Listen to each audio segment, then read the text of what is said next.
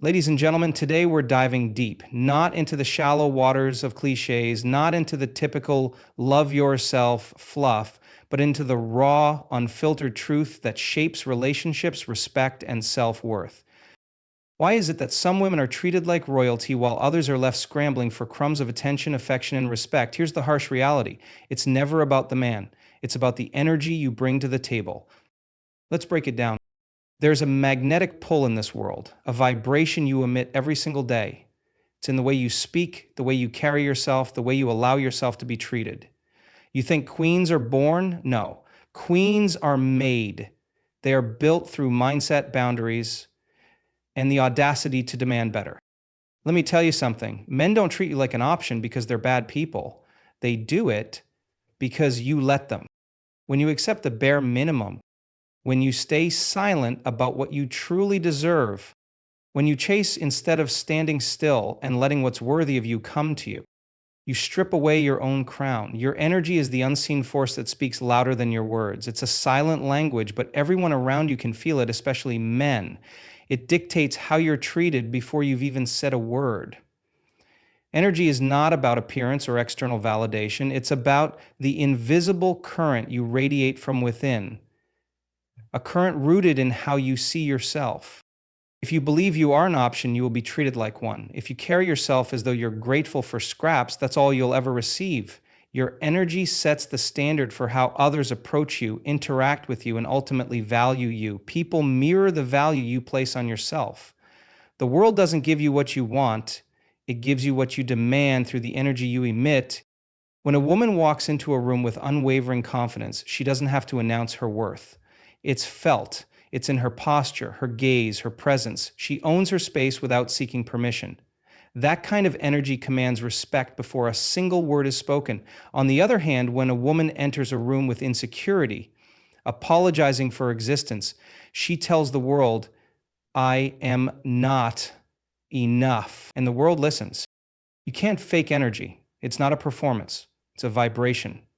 You can wear the fanciest clothes, have the most stunning face, and say all the right things, but if your internal energy screams insecurity, desperation, or self-doubt, people will sense it.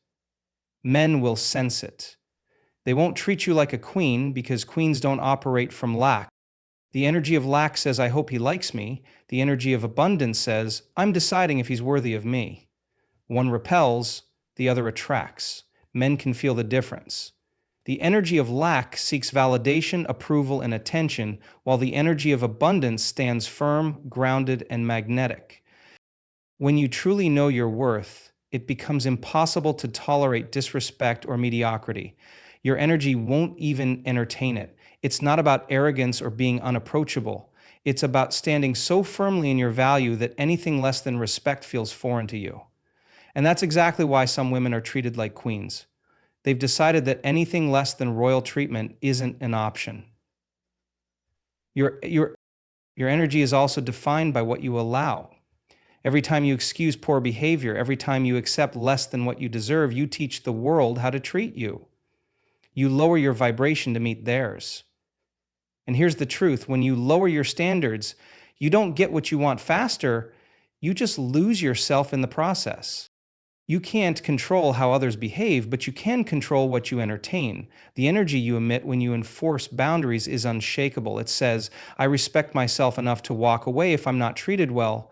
And that energy, that's the energy that commands devotion.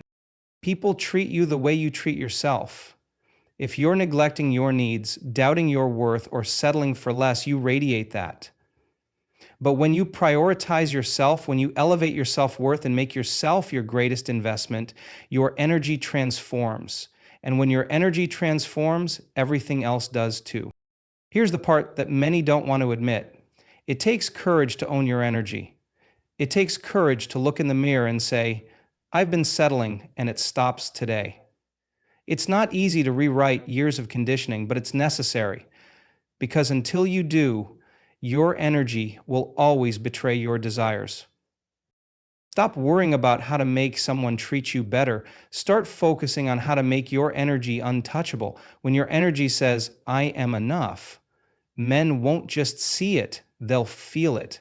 Respect won't be a question, it will be automatic. The truth is, queens don't chase, they attract, and they attract because their energy is undeniable. A man will treat you like an option when your energy says you're available for that role. But when your energy is rooted in certainty, in confidence, in the unshakable knowing of your worth, you will be treated like the royalty you are. Stop seeking validation, stop waiting to be chosen, and start choosing. The most powerful shift you can make in your life is to understand that the power has always been in your hands. The world doesn't owe you attention or recognition, and the sooner you stop chasing it, the sooner you will step into your true power. The moment you stop trying to be picked is the moment you realize you were never meant to stand in line, you were meant to create the line. When you seek validation, you hand over your power. You give the keys to your self-worth to someone else and hope they treat it with care. But here's the hard truth. No one will protect your value if you don't protect it first. When you chase, when you plead, when you cling to the idea of being wanted, you place yourself in a position of lack. You tell the universe, I am not enough on my own. And when you project that energy, you attract people who confirm it. Choosing is not about arrogance, it's about alignment. It's about understanding that your life is a masterpiece and not everyone deserves a seat in your gallery. Most people spend their lives waiting to be noticed, waiting for permission, waiting for someone to tell them they're worthy. But waiting is the death of your power. Choosing is what ignites it. When you shift your focus from being chosen to choosing, everything changes. You stop auditioning for roles in other people's lives. You stop bending, shrinking, and molding yourself to fit their expectations. Instead, you become the director of your own story, and you cast only those who align with your vision. You don't settle for anything less than someone who adds value, respect, and alignment to your life. The irony is this: when you stop needing to be chosen, you become magnetic. When you stop chasing, you start attracting. People are drawn to those who don't seek validation because that energy is rare and it's powerful. Most people are so desperate to be noticed that they forget the true value lies in noticing themselves. When you radiate self-assurance, people can feel it, and it makes them want to be part of your world. Detachment is the ultimate form of self-respect. When you detach from the need to be validated, you become untouchable. You stop reacting to every little thing, you stop overthinking every interaction, and you stop clinging to people who don't prioritize you. Detachment doesn't mean you don't care. It means you've decided to care about yourself first. It means you're no longer willing to beg for scraps of attention or affection. It means you've decided to choose yourself over the approval of others. When you choose, you're not afraid to walk away. You're not afraid to lose people because you understand that what is meant for you cannot be lost. The power to walk away is one of the strongest forms of self-worth, and it sends a clear message. You value yourself too much to settle for anything less than what aligns with your highest self. You can't control how others see you, but you can control how you see yourself. When you shift your energy to choosing, you take back the control you've been giving away. You no longer operate from a place of desperation or fear. Instead, you operate from a place of abundance, knowing that there are limitless opportunities, limitless connections, and limitless possibilities waiting for you. Stop trying to fit into someone else's world and start creating your own. Stop waiting for someone to pick you and start picking yourself. When you choose yourself, you stop seeking external validation because you've already found it within. The more you choose yourself, the more you attract people who respect, value, and cherish you because they see that you respect, value, and cherish yourself. Choosing is not about ego, it's about freedom. It's about freeing yourself from the chains of external validation. It's about freeing yourself from the endless cycle of seeking approval. It's about freeing yourself from the fear of being alone because you understand that being alone with yourself is better than being surrounded by people who don't see your worth. When you start choosing, you stop waiting, you stop hoping, you stop giving power to people who don't deserve it. Instead, you step into your power and you claim your space in the world. Choosing is a declaration of self-love. It's a refusal to settle. It's the ultimate act of self-respect.